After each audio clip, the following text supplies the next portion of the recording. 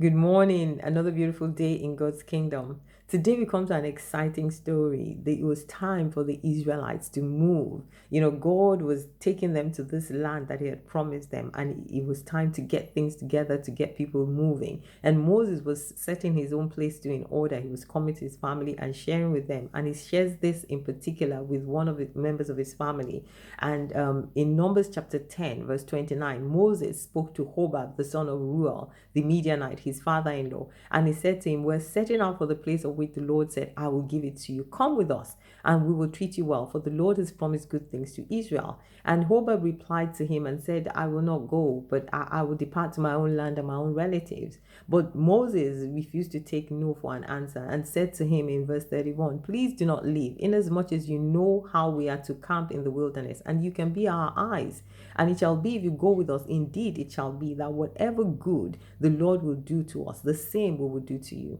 And what is it that we see happening here? It was time to move. It was time for change. But even though it was time for change, Moses recognized that it wasn't everything that they were supposed to leave behind. There's some things that there are some people that were useful to them, some things that were of value, to them, and would be of value to them in the journey as they went along on this journey to the promised land. And Hobab was one of those people that was going to be of value to them because they needed his eyes, they needed his knowledge of the land, they needed his knowledge as a nomad, to be able to lead them to the watering places, to lead them through the wilderness because of his knowledge, and he wanted Hobab to come along with him, and ultimately he persuades his brother-in-law to come with him. The same thing for us as believers. It might be time for change. It might be time to move on. You need to let's not just cut off everything when it comes to that time or that season. Take a look again, reevaluate everything around you, your relationships, reevaluate your practices, and begin to see what are those things that are still useful, what are those things that will cause you to stand strong,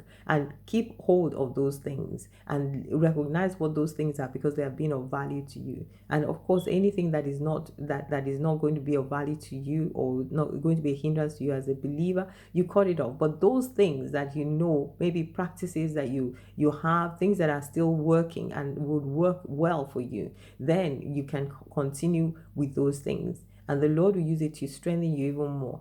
God bless you. Have a beautiful day.